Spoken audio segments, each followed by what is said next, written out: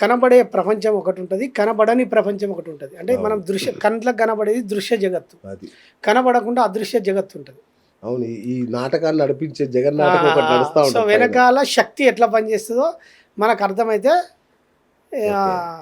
జీవితం అర్థమవుతుంది. Correct. So ఇది అంతర్యాత్ర, అంటే మనం జీవిత యాత్రలో ఈ బయట ప్రపంచంలో మనకు సత్యం దొరకదు.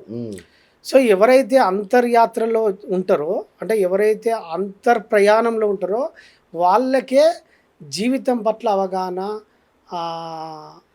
ఈ సృష్టి చేసే అంటే మనకు నిత్య జీవితంలో ప్రతి దాని మీద ఒక అవగాహన వస్తుంది. Okay okay. సృష్టిలో 3 ఉంటాయి సార్, గొప్ప వాక్యాలు మనకు ఉపనిషత్ ఋషులు ఇచ్చారు. నాకు నా ప్రాథమిక దశలో మా గురువుగారు చెప్పి నాకు అసతోమ సద్గమయ, తమసోమ జ్యోతిర్గమయ, మృత్యోర్మ అమృతంగమయ.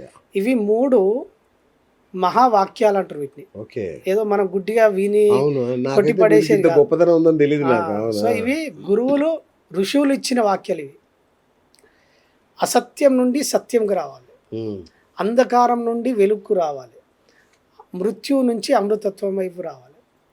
సో ఇది ఎప్పుడు వస్తుంది అంటే ఇది అంతర్ ప్రపంచంలో ఉన్న వ్యక్తికే అర్థమవుతుంది. సో బాహ్య ప్రపంచంలో ఉన్న వ్యక్తికి ఇది అర్థం కాదు. ఈ 3 మహావాక్యాలు మనిషి జీవిత అనుభవం అయి తీరాలి. ఓకే. ఎప్పుడు అనుభవం అయితే అంటే ఒక వ్యక్తి ఆధ్యాత్మిక మార్గంలోకి ఎంటర్ అయినప్పుడు, నువ్వు అసత్యం నుంచి సత్యానికి రావాలన్నప్పుడు నీకు ఈ సృష్టి చేసే మాయ అంటే ఈ జనన మరణాల చక్రం అంటే ఏంది, నువ్వు పుట్టక ముందుకు తల్లి గర్భంలో ఉన్న నీ స్థితి ఏంది అర్థమవుతుంది. పుట్టక ముందుకు తల్లి గర్భంలో ఎక్కడున్నావు, నీ స్థాయి ఏంది, నీ స్థితి ఏంది, అది తెలుసుకునే రహస్యమే అసత్యం నుండి సత్యం వైపు తీసుకెళ్ళాడు. సో అంధకారం నుండి వెలుగు రావాలన్నా నీకు జ్ఞానం సిద్ధించాలి. జ్ఞానం సిద్ధించాలంటే ఈ చూసే జగత్తు మనకి ఎట్లుంటుంది అంటే మన మనసు ఎప్పుడు చూసేదాన్నే నమ్ముతుంది. మన కళ్ళకు కనబడేది కూడా నిజమే, ఇది కూడా సత్యమే. కానీ మన మనసు బ్రాహ్మణులలో ఉండి ఊహల్లోకి వెళ్ళిపోయి ఆ లోతుల్లో ఉన్న సత్యాన్ని పసిగట్టదు. ఫర్ ఎగ్జాంపుల్ మీకు అర్థం కావాలంటే వాస్తవాన్ని మన మనసు ఎట్లా పడాలంటే ఇప్పుడు అందరికీ తూర్పు పడమర ఇవి అందరికీ తెలుసు, అంతే కదా. సూర్యుడు ఏం చేస్తాడు, తూర్పున ఉదయిస్తాడు, పడమర అస్తమిస్తాడు. ఇది సత్యం, నిజం ఇది. కానీ రియాలిటీలో ఇంకోటి ఉంటుంది సార్, వాస్తవం ఉంటుంది ఇంకోటి. అసలు తూర్పున సూర్యుడు ఉదయించాడు, పడమర అస్తమించాడు, అంతే కదా. సో రియాలిటీలో అర్థం. సో మనస్సు ఎప్పుడైతే ఈ సత్యాలు అంటే లోతుల్లోకి వెళ్తే నీకు ఇట్లా ప్రతి చిక్కుముడి దొరుకుతుంది ఇక్కడ. సో మనం జీవితంలో ప్రతి చిక్కుముడి ఈ అంతర్ప్రయాణంలో ఇప్పుడు ఈ లాజిక్ ప్రకారం మనం ఈ సత్యం ఎట్లా దొరుకుతుందో, సో నీకు ప్రతి జనన మరణాల చక్రాల నుంచి నీ మృత్యు అంటే ఇప్పుడు ప్రతి క్షణం మనిషి ఎట్లుంటాడంటే దుఃఖంతో జీవిస్తుంది.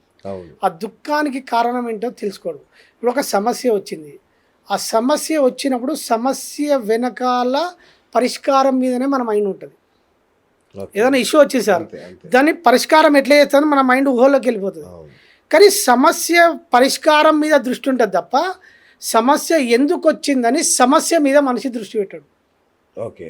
ఎప్పుడైతే సమస్య మీద దృష్టి పెట్టినప్పుడు ఆ సమస్యను విడదీసి ఒక్కొక్క దాన్ని ఆ చిక్కుముడిని చూసినప్పుడు అందులోనే పరిష్కారం ఉంటుంది. 100% ఉంటుంది. పరిష్కారం దొరికేదే నీకు సమస్య వల్ల. విత్తనం ఎక్కడి నుంచి వస్తుంది సార్, చెట్టు నుంచి విత్తనం వస్తుంది, చెట్టు ఎక్కడి నుంచి వస్తుంది, విత్తనం నుంచి, అందులోనే ఉంటుంది పరిష్కారం.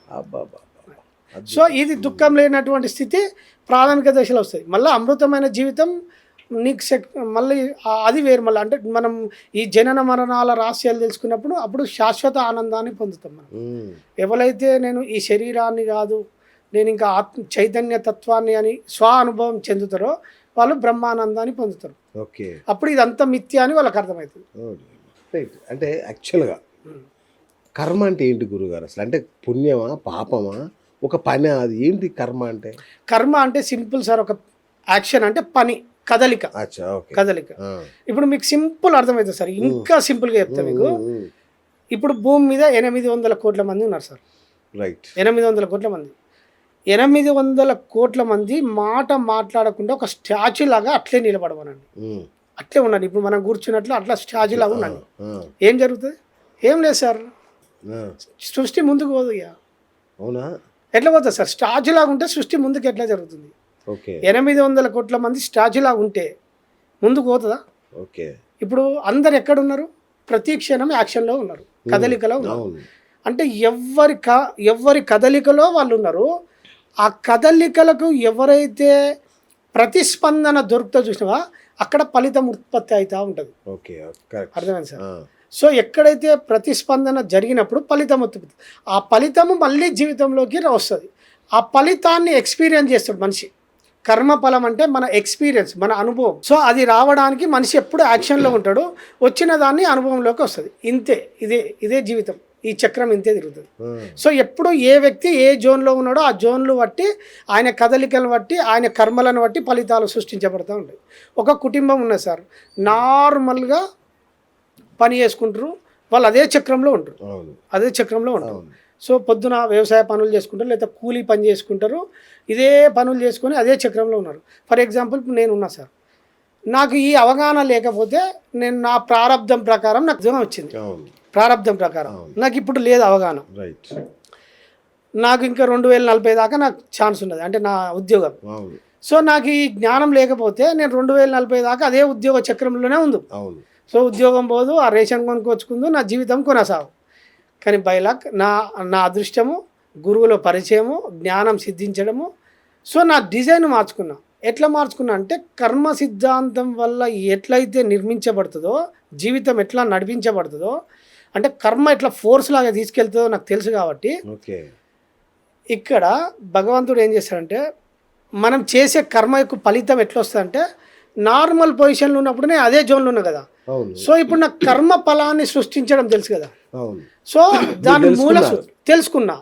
సో మూల సూత్రం తెలుసుకున్నా కనుక నేను నా ప్రారంధం ద్వారా వచ్చిన కండక్టర్ ఉద్యోగంలో వచ్చిన కొంత ధనాన్ని నేను ప్రకృతిలో పెట్టుబడిగా పెట్టిన. ప్రకృతిలో పెట్టుబడి పెట్టిన. నేను చిట్ ఫండ్లో చిట్ వేయలేదు, బ్యాంకులో డిపాజిట్ చేయలేదు, ఫ్లాట్లు కొనలేదు, బంగారం నగలు కొనలేదు, ప్రకృతిలో పెట్టుబడి పెట్టిన. ఎందుకంటే నాకు సూత్రం అర్థమైంది. ఎక్కడ మన తలరాత మారుతుందో నాకు అది తెలుసుకున్న తర్వాత నా యాక్షన్లు, అంటే మనిషి కర్మ ద్వారా ఎట్లా జరుగుతుందో, సో నేను ఆ ధనాన్ని కొంత ఉపయోగించుకొని పెట్టిన తర్వాత నాకు ఆ ఫలితము వేరే రూపంలో వచ్చి వేరే అవకాశం వచ్చేసింది.